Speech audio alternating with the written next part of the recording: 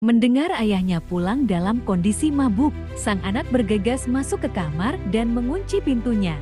Sang ayah pun memanggil dan menggedor-gedor pintu kamar anaknya tersebut. Sang anak yang masih trauma dan takut itu pun memutuskan untuk kabur dari rumahnya. Dia pun mendatangi rumah temannya itu. Tak lama temannya pun keluar dan mereka berdua akhirnya pergi. Sang ayah yang curiga pun akhirnya kembali ke kamar anaknya. Dia terus memanggil namun tak ada jawaban dari sang anak. Akhirnya pintu kamar pun didobrak olehnya.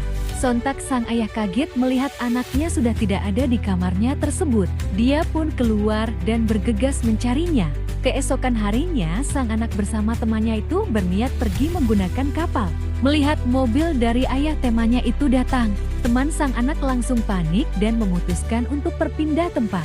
Sambil memberikan handphone miliknya, dia berkata, "Sembunyilah, aku akan menghadang ayahmu masuk." Dia pun pergi meninggalkan teman gadisnya itu.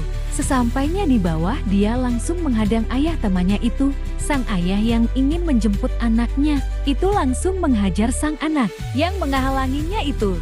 Sampai jatuh bangun sang anak ini terus memeganginya. Sampai akhirnya sang anak tidak bisa terbangun lagi.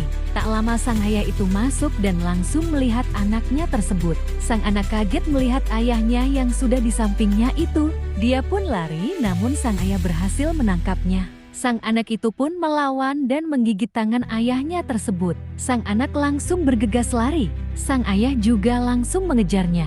Sang anak yang terus berlari akhirnya sampai di ujung belakang kapal. Sang ayah terus membujuknya untuk pulang. Namun sang anak yang masih ketakutan itu tetap tidak mau ikut ayahnya pulang. Sontak sang ayah semakin marah dan terus mendekati sang anak. Namun sang anak justru semakin takut, akhirnya dia langsung melompat dari kapal tersebut. Sang ayah yang melihat berusaha menangkapnya. Namun justru dia ikut terjatuh bersama sang anak itu.